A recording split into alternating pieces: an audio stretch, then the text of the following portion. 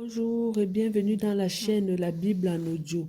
Aujourd'hui, nous allons continuer notre lecture dans le livre de la Genèse au chapitre 13 et 14. Bible de Jésus-Christ. Abraham donc monta d'Égypte vers le midi, lui, sa femme et tout ce qui lui appartenait, et Lot avec lui. Et Abraham était très riche en bétail, en argent et en or. Et il revint par le même chemin qu'il avait suivi du midi à Bethel, jusqu'au lieu où il avait dressé ses tentes au commencement, entre Bethel et Haï, au même lieu où était l'autel qu'il avait bâti au commencement. Et Abraham invoqua là le nom de Yahweh. L'autre aussi qui marchait avec Abraham avait des brebis, des bœufs et des tentes. Et le pays ne pouvait les porter pour demeurer ensemble, car leurs biens étaient si grands qu'ils ne pouvaient demeurer ensemble. De sorte qu'il y eut querelle entre les bergers du bétail d'Abraham et les bergers du bétail de Lot. Or, en ce temps-là, les Cananéens et les Phérésiens habitaient dans le pays. Et Abraham dit à Lot, je te prie qu'il n'y ait point de dispute entre moi et toi, ni entre mes bergers et les tiens, car nous sommes frères. Tout le pays n'est-il pas devant toi? C'est pas toi, je te prie, d'avec moi. Si tu vas à gauche, j'irai à droite. Et si tu vas à droite, j'irai à gauche. Et l'autre leva les yeux, vit que toute la plaine du Jourdain était entièrement arrosée, avant que Yahweh ait détruit Sodome et Gomorrhe. C'était jusqu'à Swap, comme le jardin de Yahweh. Et comme le pays d'Égypte, et l'autre choisit pour lui toute la plaine du Jourdain et alla du côté de l'Orient. Ainsi, ils se séparaient l'un de l'autre. Abraham habita dans le pays de Canaan et l'autre habitait dans la ville de la plaine et dressait ses tentes jusqu'à Sodome. Or, les habitants de Sodome étaient méchants et de grands pécheurs contre Yahweh. Et Yahweh dit à Abraham, après que l'autre se fut séparé de lui, lève maintenant tes yeux et regarde du lieu où tu es vers le nord, le midi, l'orient et l'occident, car je te donnerai à toi et à ta postérité pour toujours tout le pays que tu vois, et je rendrai ta postérité comme la poussière de la terre, en sorte que si quelqu'un peut compter la poussière de la terre, il comptera aussi ta postérité. Lève-toi donc et parcours le pays dans sa longueur et dans sa largeur, car je te le donnerai. Alors Abraham transporta ses tentes, alla habiter dans les plaines de Marée, qui sont près d'Hébron, et là il bâtit un autel à Yahweh.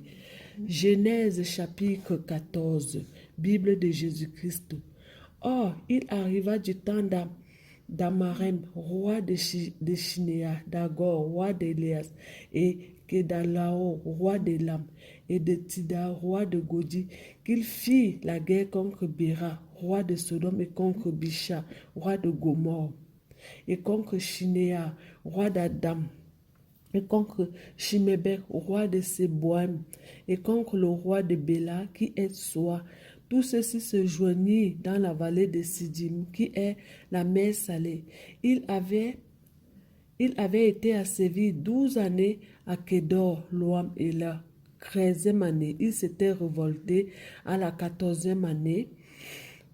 Kédor et les rois qui étaient avec lui vinrent et le bâtirent, les Réphines, à Échan Canaan, les Uzim, les Ham, les Émines, à la plaine de Chavé, Kijataïd et les Héroïnes, dans leur montagne de serre jusqu'au chêne de Paran, qui est près du désert. Puis ils retournèrent et vinrent à Un Misha, qui est Kadès, et ils frappèrent tout le pays des Amalécites et des Amoréens qui habitaient dans Asatsom Tamar. Alors le roi de Sodome, le roi de Gomorre, le roi d'Adam, le roi de Sébaoum et le roi de Béla, qui est à soi, sortis et rangeaient leurs troupeaux contre eux dans la vallée de Sidim, c'est-à-dire contre Kedaloa, roi de Lam, et contre Tida, roi de Godi, et contre Amar, roi de Sinéa, et contre Adjok, roi de Lassar.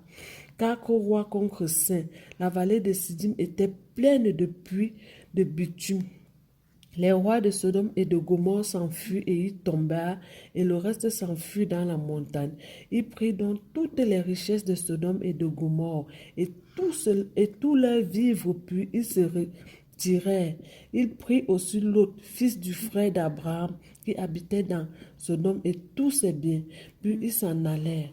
Un fuyard vint avertir Abraham de Breu qui demeurait dans les plaines de Marée, l'Amoréen, frère d'Eshcot et frère d'Aner, qui avait fait alliance avec Abraham.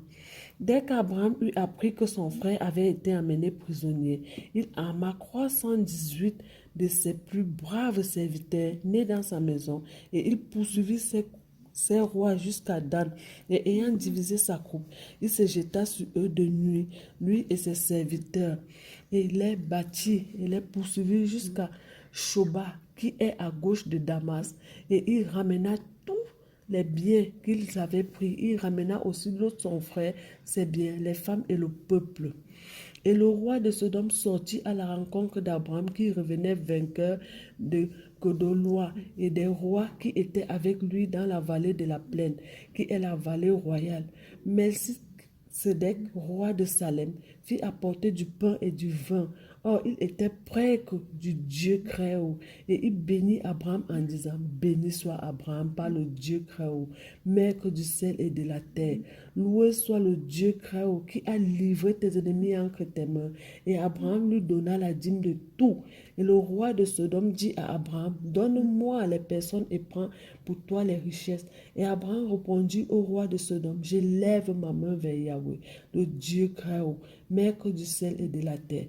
Je ne prendrai rien de tout ce qui est à toi, pas même un fil, ni un cordon de soulier, afin que tu ne dises point, j'ai enrichi Abraham, sauf seulement ce que les jeunes gens ont mangé et la part des hommes qui sont venus avec moi, Aner, Échon et Marie qui prendront leur part. Que cette parole habite puissamment en nous.